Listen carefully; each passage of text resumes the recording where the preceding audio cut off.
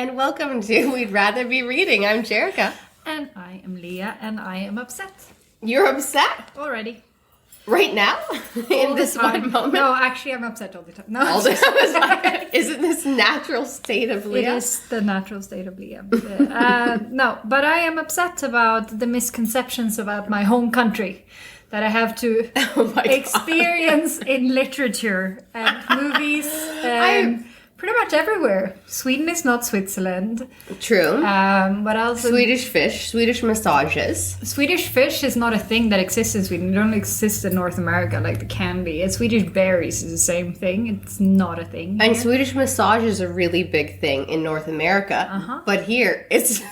It's a massage. It's a massage, yeah. But I mean, like...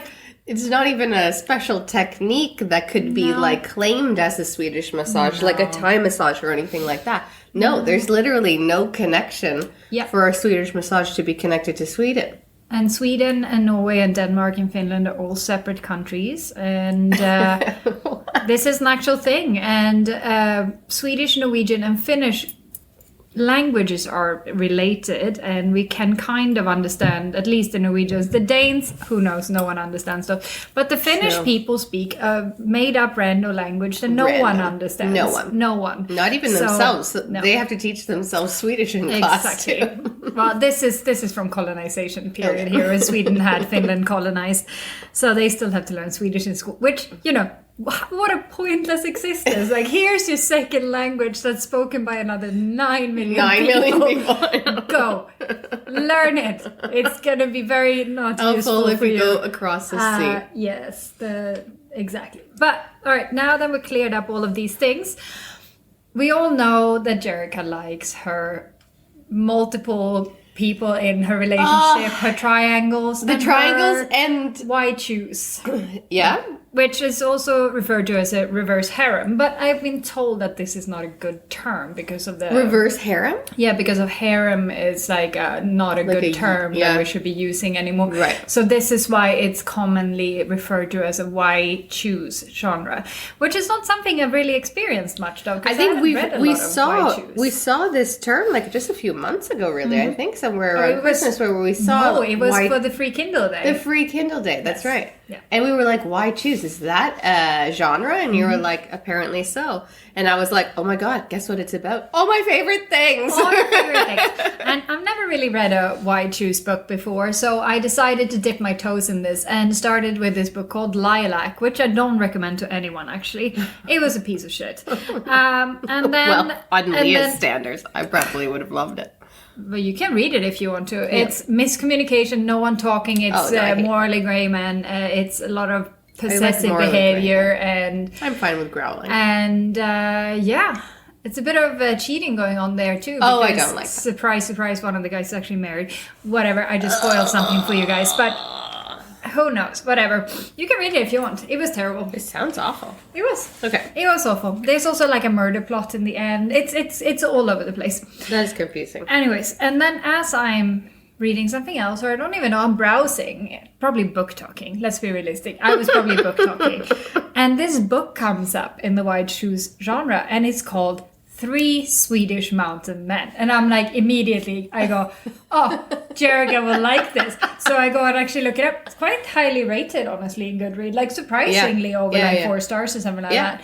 And so I'm like, sending it to you, and I'm like, I found your next favorite book. And I immediately went to Amazon. Like, it took me 0 seconds. I didn't even check to see if it was in our free apps. I went immediately to Amazon, and guess what it was? Free. I was like, oh my God. For you. Yes. So twist, I had to pay for this piece of shit. No, it was not a piece of shit.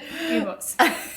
No, it wasn't. Yes, I gave it 1 star, and you commented on it, and then I regretted commenting on it, because then it's just going to get people to see your rating more likely. Which is excellent. And no, it was not a 1-star book. It was full on a 1-star book. Wasn't. It was a piece of shit. Okay, aside from the fact that this author, she is from England, and I'm guessing she's from England. Do we even know if she's from England? I'm guessing. She said bloody hell and bloody this and boot and stuff like that. And And she all spelled of the tires terms. wrong. No, she spelled tires the British way. When I saw it, Yeah, I was I know. like, But oh, I wow. actually had to go in and look. I'm like, do you spell tires? Yeah. Yeah. No, Lily Gold. we learned Gold. that that way of spelling in Canada, right? So I knew that was fine. Lily Gold is the I'm author, just confused and in she general has about spelling, so. many books. And you know what? I have to say that this book felt like it was pre-planned. And then when I read some of the reviews, it said that this author does a bit of like copy and pasting because she writes the same kind of story every time, where it's one girl and three guys and they're different situations. But all the guys have similar personalities and similar conflict. I feel bad now because I'm sure this was over 4 before I gave her 1-star rating. When and you now just it's said it was 4-star, 3.98. and then I saw that it was under 4, and I was like, "It's because of you. It is because of you. Maybe because of me. I'm sorry. It's not unnecessary really. Sorry. to be 1 star." But it was very. let's unpack this book. Okay. It's called 3 Swedish Mountain Men, Yes. and it's a why choose book, which means that she's in a polyamorous relationship with them, but they are not with each other. No. They just share her. Yes. And they share her time and then also sexually share her at the same time as well. Yeah, like in threesome, foursome kind of situations, but where they give her all of the attention and don't really touch each other. No, kind of thing. they don't. No. But I had some issues with this book, mostly with the fact that the author seems to have not researched anything about anything apart from a cursory Google search of like Sweden. Because there's so many inaccuracies about my country here that it literally took me twice as long as it should have to read this book, because I had to highlight all of the inaccuracies, write a little note about it, be a little bit furious, tell my husband all about it. He's so sick of hearing about this book. So it starts with our main girl, Daisy. She is on a mountain road in Lapland. And if you guys know anything about Sweden, you know that Lapland is like practically a third of the country. It's real big, Lapland. But she's in a specific part of Lapland, which is close to this most northern town or city of Kiruna. And I use the term city loosely because here in Sweden, everything's a city if it's got more than maybe 15,000 people in it. Because there's not a lot of people living in Sweden. So, everything's relative, When I first biggest moved city here, is I like was a million people. Västerås City. This is hilarious. This is like a suburb. This is a suburb if you were anywhere else in the world. Well, Västerås City has 150,000 people, which is actually quite big for Sweden. But Kiruna, I don't know exactly how many people live in Kiruna. Not that many, but it's still a city according to Swedish standards. It is actually the biggest city in Sweden if you look at area. Okay, true. And this will probably mean that every single person living in Kiruna has approximately 2 square kilometers to themselves if they were spread out or something funny like that. But it's a northern city and it's way far up north. In the Arctic our Circle. main girl here, she has driven there in the winter in her British car, and she took a ferry this morning, and it's now evening or late afternoon, early evening, and she is about to hit a moose, and she crashes into a tree instead, an hour away from Kiruna. And right here, I was like, she took a ferry, okay, to where? You can take a ferry if you come from Europe to Sweden, for sure. You can end up in Gothenburg, you can end up in Malmö.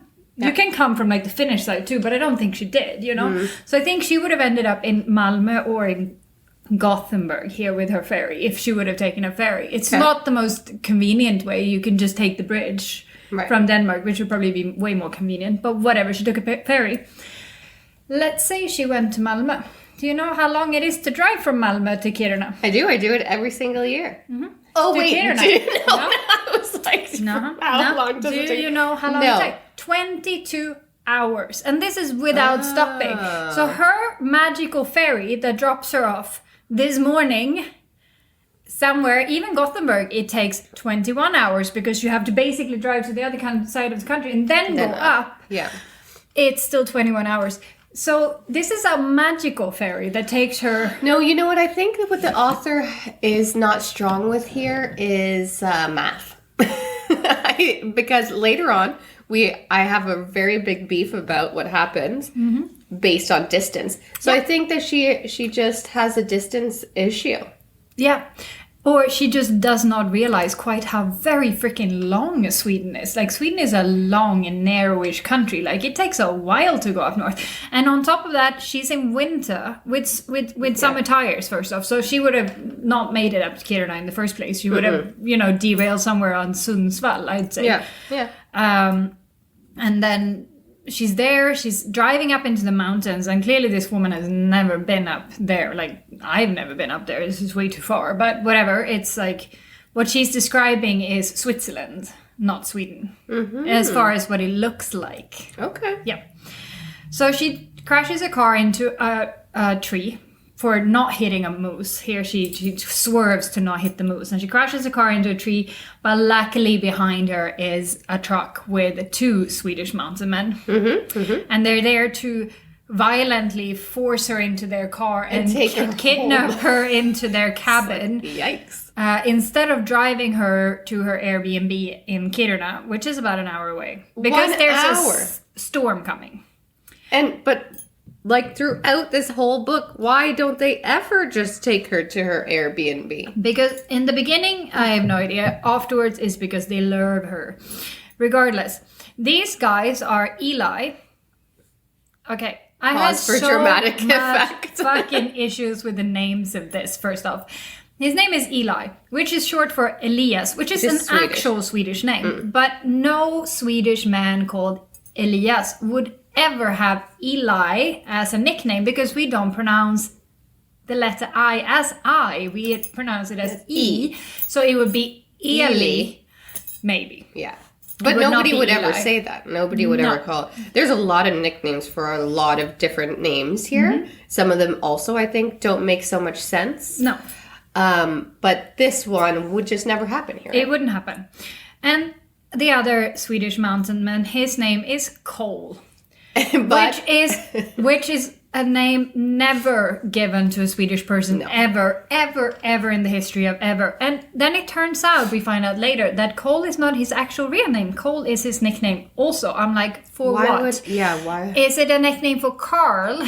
Because this I could get behind, potentially. Like, his name could be Carl. But his name is Björn. But his name is Björn. Yeah. Which means bear in Swedish. And she's like, but no one calls me that. They all call me Cole. And I'm like, why would they call you Cole? They would call you Björn. Like, Björn is a fairly common name in Sweden, and then no one would ever nickname it anything else. And then they keep referring to him as Nalle or Teddy. Yeah. And maybe you would make fun of someone called Björn and call them a Nalle Björn because it's a teddy bear. But you wouldn't really do it as a nickname. Like, that would be kind of mean. I think it is mean, and then when she calls him Teddy, he's like, don't do that, because he's like this, super grumpy, grouch. So grumpy. Yeah. Anyways, so they take her to their cabin in the woods, where we meet mountain man number 3. Yeah. Whose name is Riven. And don't even get me started. Like, they explain why his name is Riven.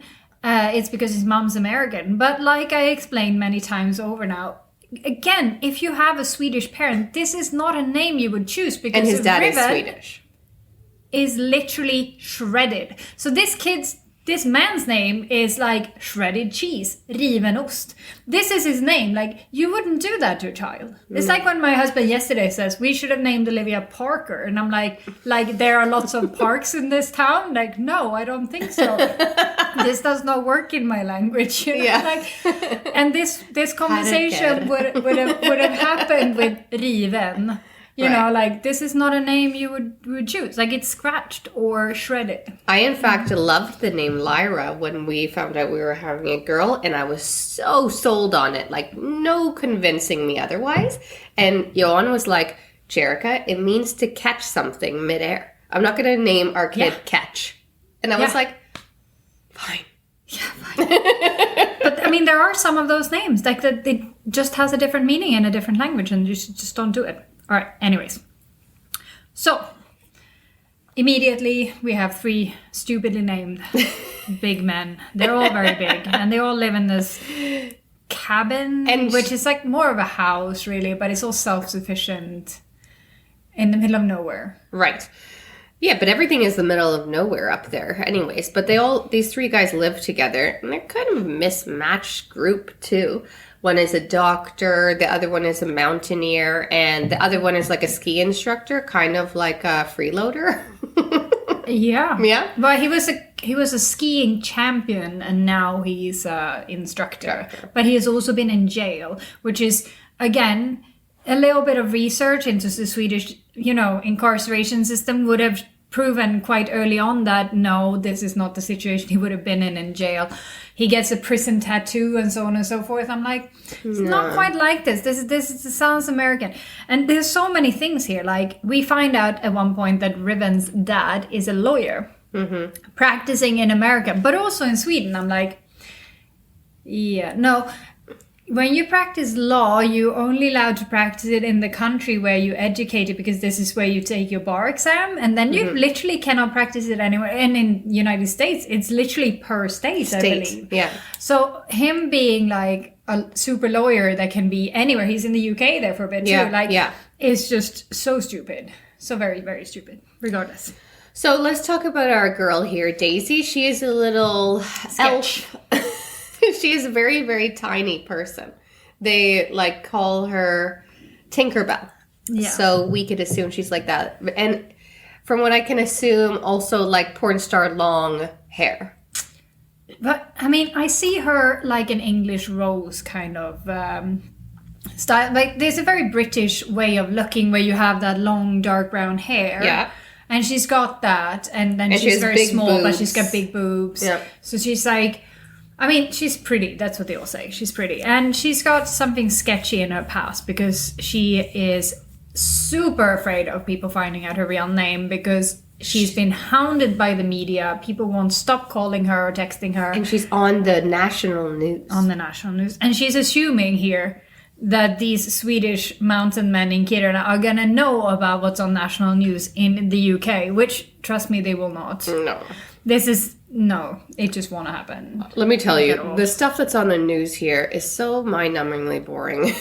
They do not, for 1 second, talk about global things that are so minute, like a teacher's sordid past. Yeah, no, this would never have made it to the news in Sweden, ever. And the fact that there's a guy who's drunk who references it, kind of, her?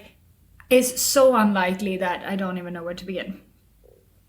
So then there's some continuity thing in here, they're all touching her, and she's like, it's overwhelming to be touched in so many places by so many big warm hands, and then right after, immediately she says, he's got such cold palms, and I'm like, yeah. Didn't she just said warm hands? But before they touch her, But they touch her quite quickly, almost immediately they freaking start touching her. Yeah, but just the two of them. So Cole, our grumpy, I would say he looks the most mountain man-y to me. He's got a big beard, blonde. Well, he's like your Viking stereotype. Whatever. He's very rude to her.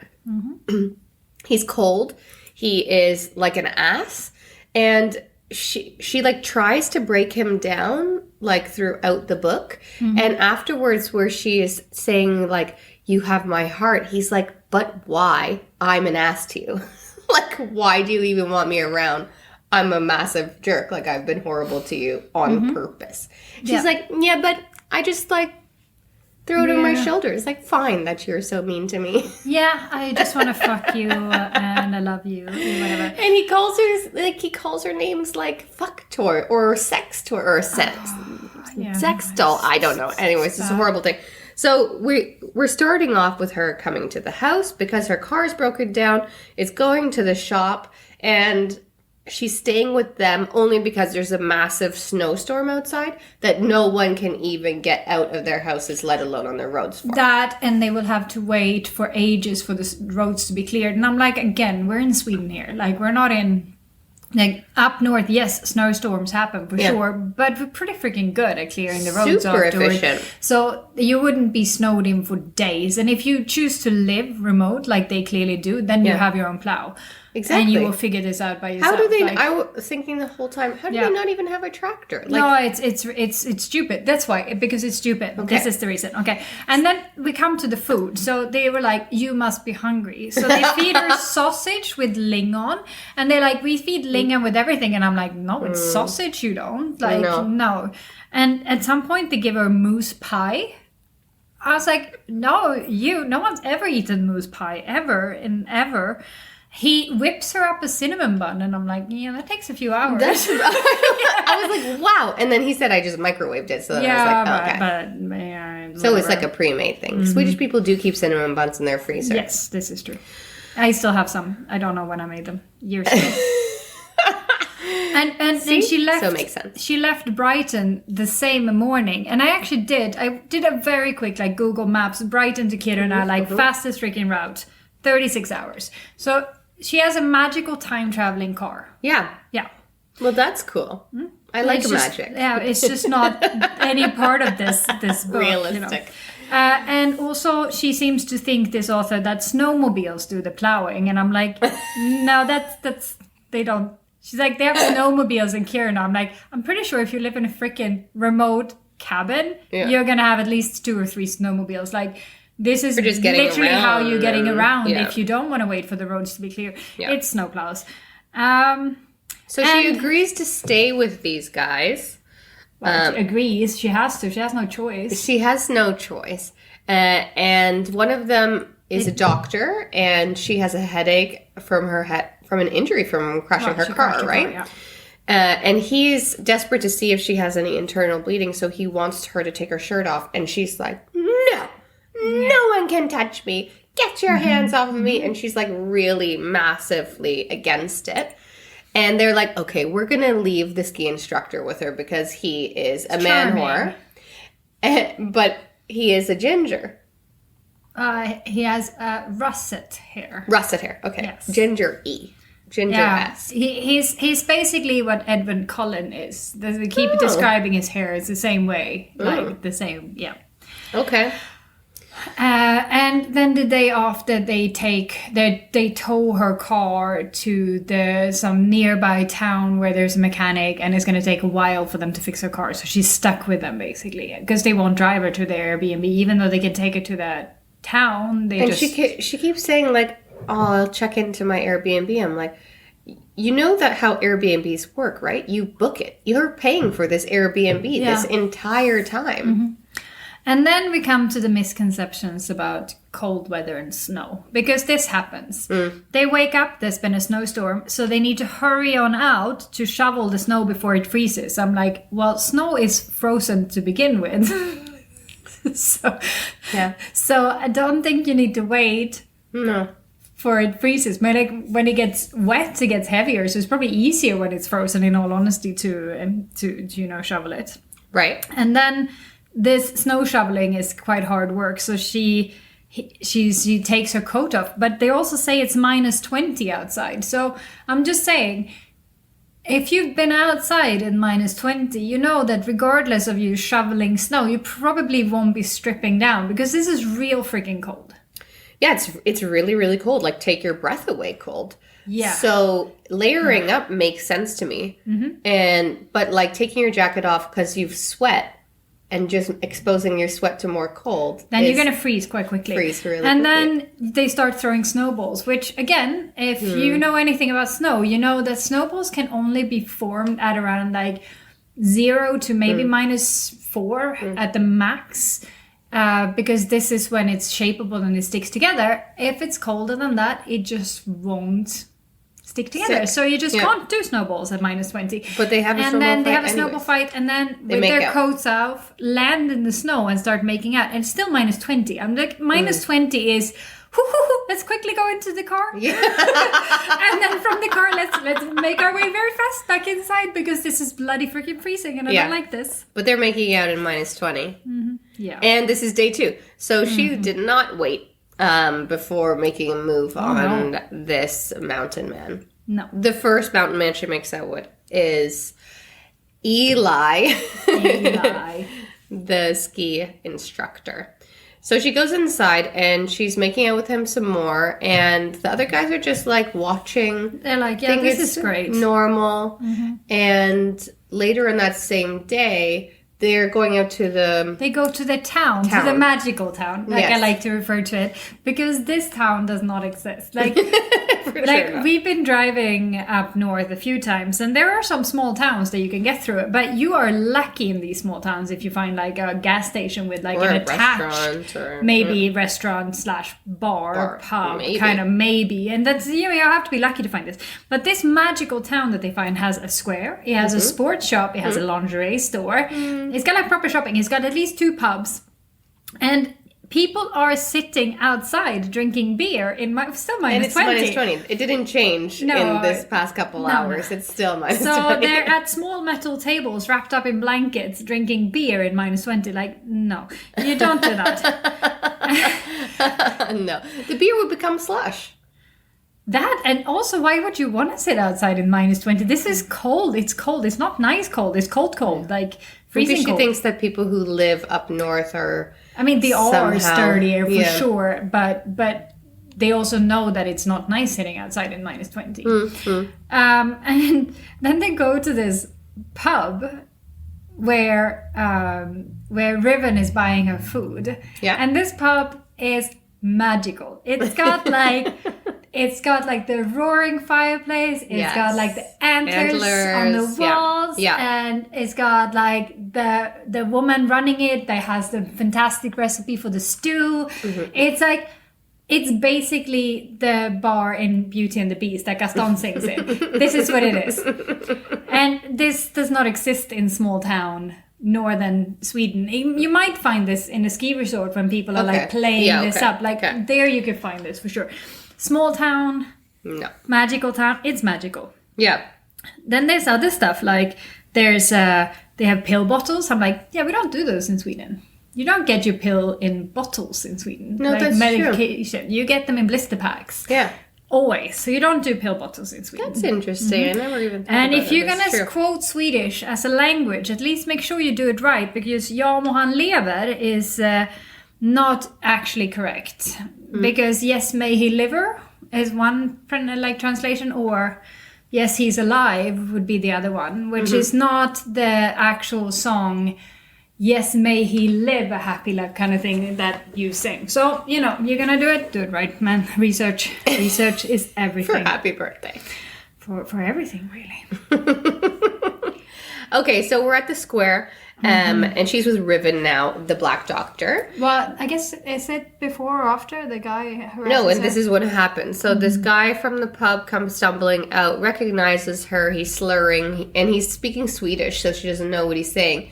And, but Riven is there, so Riven understands what he's saying. He goes in and intercepts, because he sees her being... Because he's, like, not too keen on her yet. Like, he's, like, not sure about her. And then he sees her being harassed by this dude, and then he, like, swoops in, and then he's like, oh, we should go have lunch together at this pub. And then he kisses her when they come out afterwards. Yeah, and then she goes home, and she's like, oh, I'm sorry, Eli, I kissed Riven today. And he's like, that's cool. Yeah.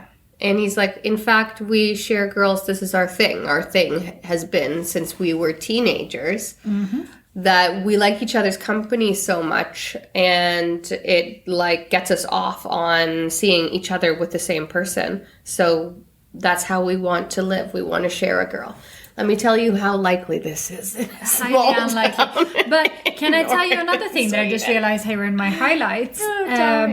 She orders the stew, and in her stew there's a dumpling, first off. Where did she get the dumpling? I'm not sure about this.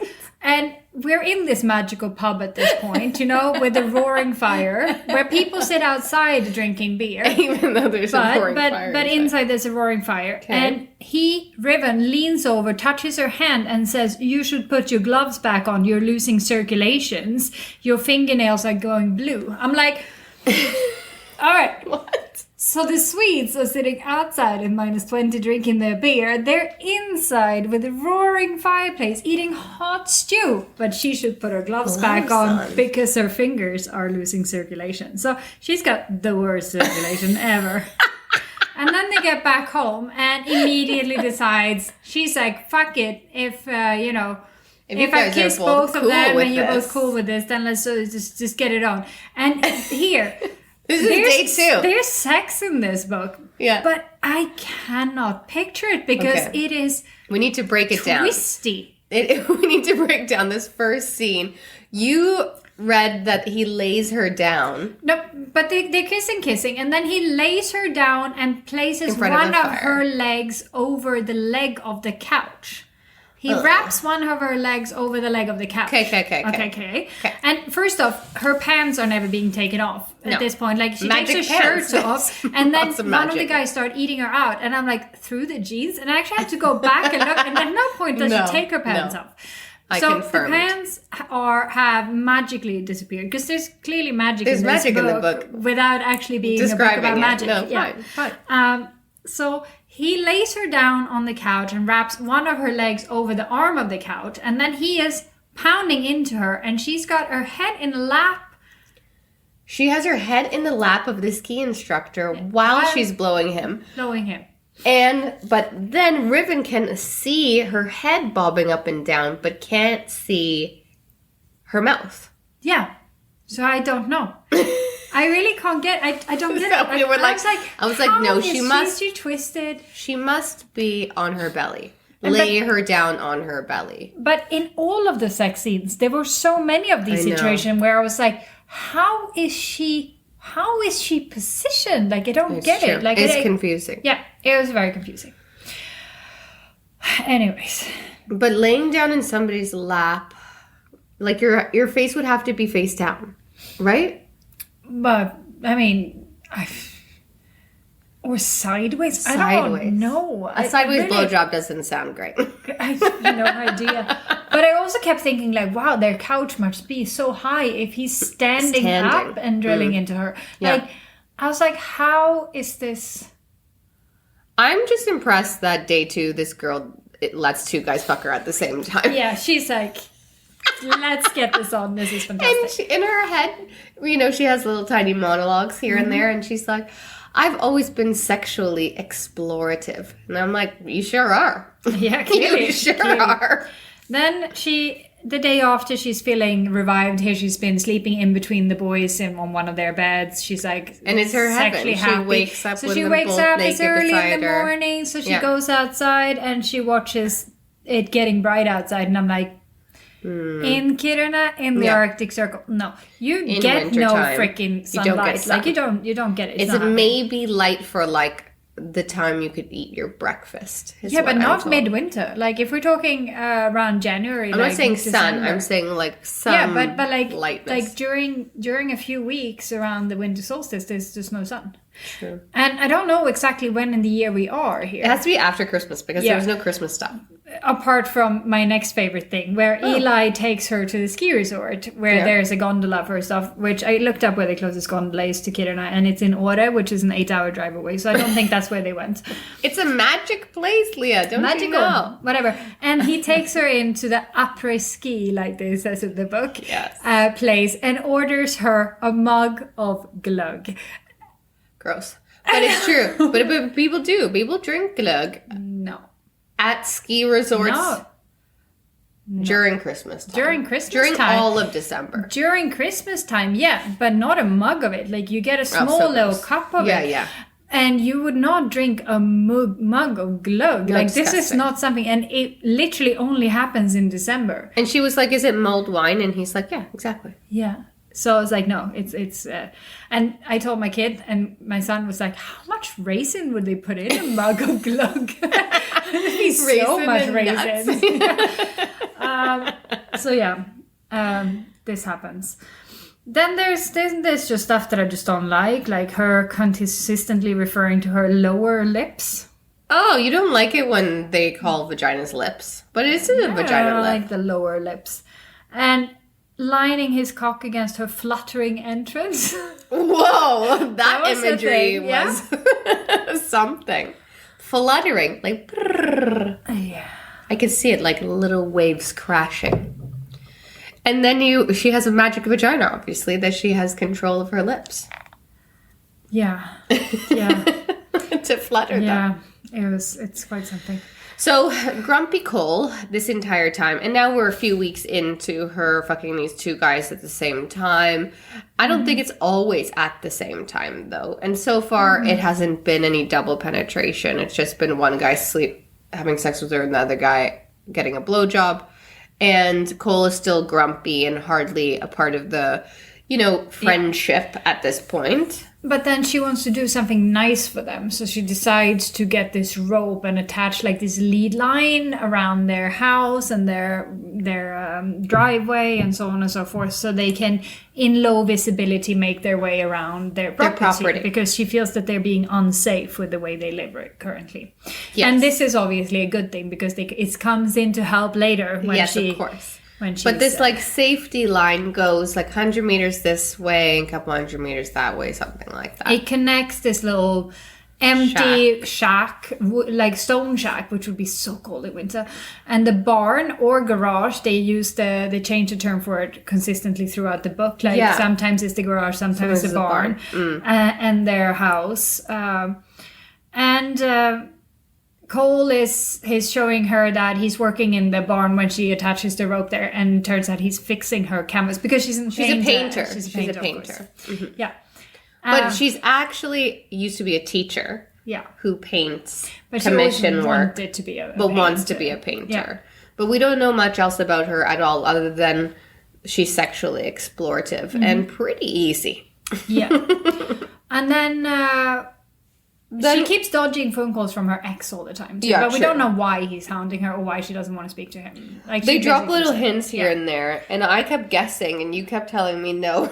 I didn't say no. You said no. If I have to wait to the end of this book, then so do you. That was more torture, even though I had guessed correctly from the very beginning. Yes. And I was upset about that too, but we'll get there soon. So anyway, she's having sex with the doctor and the ski resort guy. Or they're just making out. No, they're definitely naked. And then Cole walks in like, oi. And then all of these guys speak so British English, which, okay, it can happen. It can happen. Probably apart not the American Riven, guy. Who she says has an American accent. Right. But he calls her bloody beautiful, and bloody is not a term any American would ever say. But anyways, I just skim over those. She looks at Cole and she's like, you want to join? And he's like, ugh. This guy just grunts. Yeah. He doesn't like her at all. He keeps telling them she's lying to us. She's like keeping things from us. Why do you trust her? We need to get her out of this house immediately. She's no good for us. And the other two are like, yeah, but we get to have sex all the time, so we're good. And he walks in and she says to want to join because she's sexually explorative, right? And he just grunts. But then he joins. Yeah, he joins. And then they're all three of them basically sleeping together. And they take turns on her, which is so... No, not yet. Okay. It's so strange that he just gets to sleep with her only when the other guys do. But they have no communication, conversation, no kissing. And it's totally ick, which this whole sex doll thing comes into play. And then... Riven decides after a while, because they talk about it, the boys, and they want her to be their girlfriend. So Riven decides to ask her, and she's super excited. Yes, I want to be your girlfriend, all three of you. And then on the radio comes through a call from her ex, who basically says, I'm her boyfriend, and Riven loses it, and he yells at her. So she puts on her snow gear and she leaves, and there's a blizzard coming, and the boys come home, so they must cross paths there at some point. Considering half an how hour close she is. Approximately. So she's been outside for half an hour, and she's made it, say, maybe 150 meters away from her front door. More than 100 meters at least. And she is now...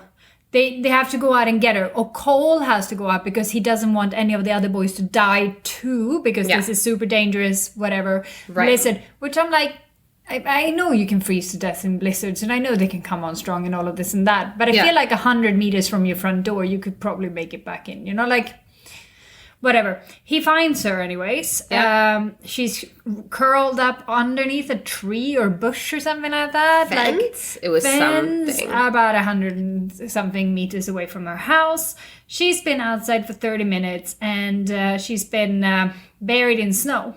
And she can't, she's like, blue, and they're like, there's she's no way not she'll breathing. survive this blizzard for this long. And I'm like, I'm pretty sure you can survive a blizzard for about 30 minutes. Like, You're in winter gear. if you're in winter gear and let's say it's minus 20, and I actually went in and did some research on this too. And if it's below minus 30, then yes, you can get hypothermia in like 20 minutes or something like that. Mm-hmm. But at minus 20, it takes a little bit longer. And she is in gear. And she's also covered by snow right now, which is actually insulating, which means that she would actually stay warmer. But he digs her out and she's like near death, basically dead.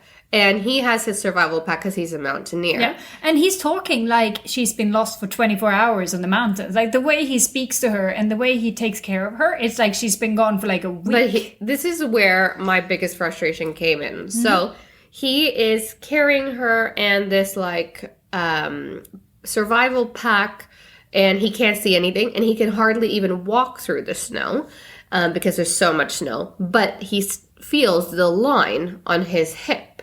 Yeah. Or below his hip. Mm-hmm. And that she had made.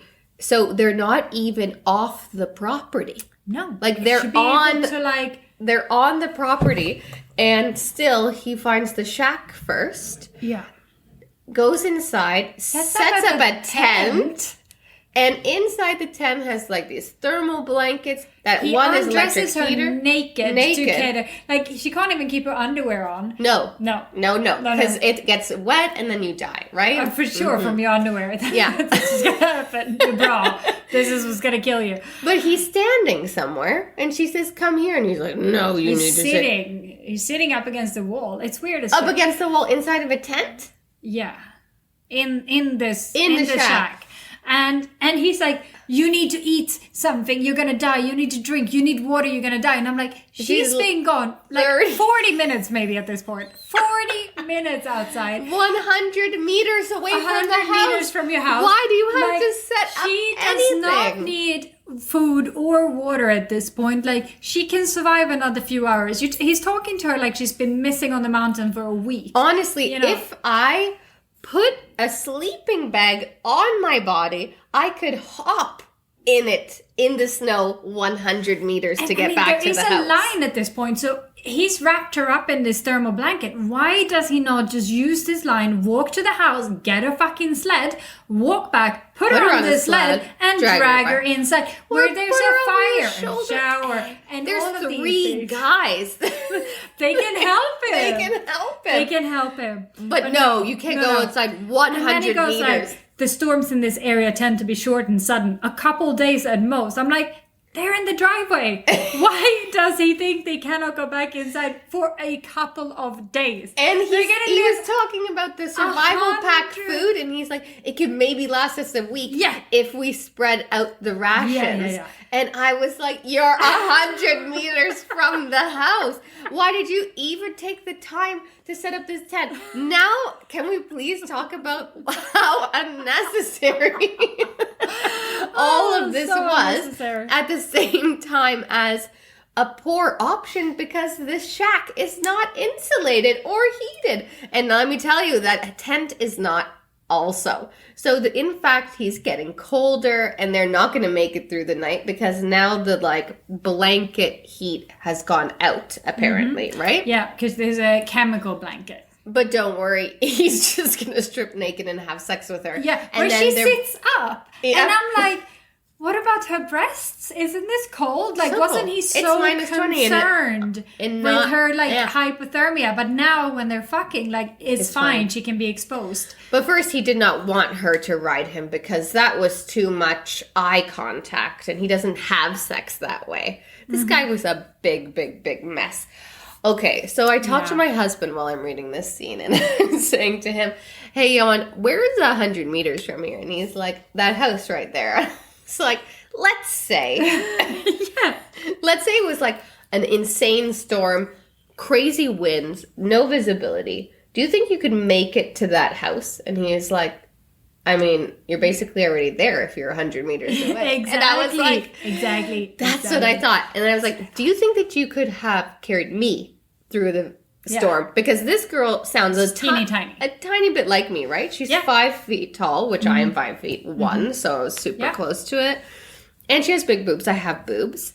And I don't have as long, maybe, brown hair as she does. But we're not dissimilar. We can put it in a braid, probably. Okay, so, like, it doesn't have to drag in the snow. The hair doesn't need to drag in the snow. No, we can figure this out. I mean, if I got a survival kit, they can wrap you in a blanket and all of that. Like, I'm pretty sure we can figure this out. And Johan is not a mountaineer, but he's very capable. And he was like, were you asking me if I could carry you 100 meters? And I was like, yes, please. Yeah. Please inform me. Can we do it now? Can we do it now? Can you throw me over your shoulder? Yeah. And if I'm naked, that's just a bonus. Yeah. Well, I mean, you need to wrap me up in a blanket, like a chemical one, and then in a sleeping bag over that. And then ravage me. Yeah. It sounds you can have sex first. very, very nice. And that's it. Anyways, there's all these things. And we're almost done with this freaking book now, I promise. Okay. But when he's in there, he's like thinking about his sordid past and how he never wants a girlfriend and how destroyed he was after this ex-girlfriend of them lied about the kids and all. We're not even going to go into this. But he goes to the Stockholm red light district, and I was like, where is that? Yes. And again, research. I cannot There's no red light repeat this district enough. in Stockholm. In fact, Swedes, like, I don't know if all of them are, but most of them are kind of uptight. I don't even think it would fly having a red light district in this. It might be, but not in Sweden. We like to do that abroad. Right? That's what I mean. Places, I don't think it would be even approved to have here in this And then village, and city, then we're gonna get to my final point here, because after he manages to drag her the last 100 meters, when the sun comes up and the snow is they done have falling, to prepare, so she has to eat chili to prepare for the trek back to the house. That is 100 meters. Leah, I swear to God, right now, I'm going to put you over my shoulder and I'm going to walk 100 meters. I'll fucking drag you by the arm for 100 meters. I know, right? We can make this work. We can figure this shit out. You know, whatever. It's not that far. And this was ridiculous. And then when they get back in, they're all like love fest, and now they're all going to be together. And she gets to explain this thing with a ex-boyfriend, that he made a sex tape against her. Like she didn't know he was filming. Where he fucks her anally. And then they decide immediately to do a foursome with the anal sex, to her reclaiming her sexuality. While she's looking up at the Northern Lights, though. While that sounds she gets great. to fuck, with the Northern Lights. And then they go to court to sue him to get this film off the internet. Yeah. And he goes to jail. They go to Brighton. And this woman, this author, is from London. And I mean, I have lived in Brighton. Brighton is by far the most well known for its pebble beach. This is what Brighton is known for. The whole beach is pebbles. And I know for a fact that it is this is the case because I live there. And she goes there and she puts her toes, kicks off her heels, squidging her toes in the sand. There's no sand there. There's no sand to be found in Brighton. Where do you think this author is from, then? It says London. Okay. So, you know, what do I have to say about this book? It was a 1-star read for me. This woman needs to do her fucking research. And also, I did not like any of these guys. They were all annoying in one way or another, and I would not want to date either one of them. She was a liar, and she should have just fucking trusted them. And she should have also understood that Swedish news do not care about British teachers having sex tapes. Listen, if you want to go anywhere where no one's going to have any fucking idea that you have a sex tape, it's up in Kiruna. Yeah. So she ended Kiruna up welcomes everyone with sex tapes. They will not know that you have them. Probably it was not a 1-star read for me because it was funny and fun and light, and there was love, and I liked all of the love. Not fucking love. What are you talking about? Love. This possession. This girl was into it, and I applaud her for that. She was into it. Very much so. All of the things. All twisted up. I have no idea how she did it. But she must have like a very impressive neck. She's a contortionist. She must be a contortionist. Like the neck like an owl where you can like just swivel where she your can head have around. Her pelvis one way and her, like, with her butt and her boobs on the couch at the same time. Yes. Yes. This. I love that. That's a very cool, twisted, for sure, contortionist owl. This happened. So don't read it. Go read it.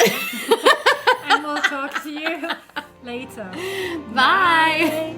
We'd Rather Be Reading is an original podcast by Jerrica and Lia and The music for The Penguins, written and performed by David Allred from the album The Transition, courtesy of Erased Tapes. Please check him out on Spotify and check us out on social media. We're on Facebook and Instagram at We'd Rather Be Reading and on Twitter at We'd Rather Read. You can also email us at we'drathebereadingthepod@gmail.com. Thanks for listening.